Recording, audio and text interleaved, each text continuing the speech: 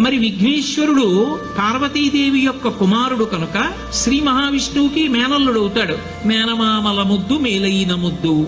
ఓసారి ఎందుకో వైకుంఠానికి తీసుకెళ్లాడు. మేనల్లుడు కదూ, సంతోషంగా తీసుకెళ్లి అక్కడ సుదర్శన చక్రం పెట్టుకున్నాడు. ఇదేమిటో బాగుందని తీసి తొండంలో కింద పెట్టి మింగేశాడు. అయ్యబాబో, ఇది శత్రు సంహారకమైనటువంటి సుదర్శన చక్రం రా, దీన్ని మింగేశాడు పిల్లాడని ఎలా బయటికి తెప్పించాలో అర్థం కాక విష్ణువు మొట్టమొదట ఆ పిల్లాడి ముందు ఇలా చెవులు పట్టుకుని గుంజీలు తీశాడు.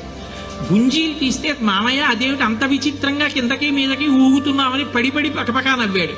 ఆ నవ్వడంలో పొలమారి లోపల ఉన్న సుదర్శన చక్రాన్ని పైకి కక్కాడు. పైకి కక్కడానికి విష్ణువుకి సాధనంగా ఆనాడు గుంజీలు తీశాడు కనుక ఎవరు గుంజీలు తీస్తారో వాళ్ళని చూసి సంతోషించి అనుగ్రహిస్తూ ఉంటాడు. ఇప్పటికీ మీరు పాండిచేరి వెడితే పాండిచేరి రోడ్డు అంతా కూడా గుంజీలు తీస్తూనే కనపడతారు మీకు. విఘ్నేశ్వరుడి యొక్క పూజ అంత తేలిక.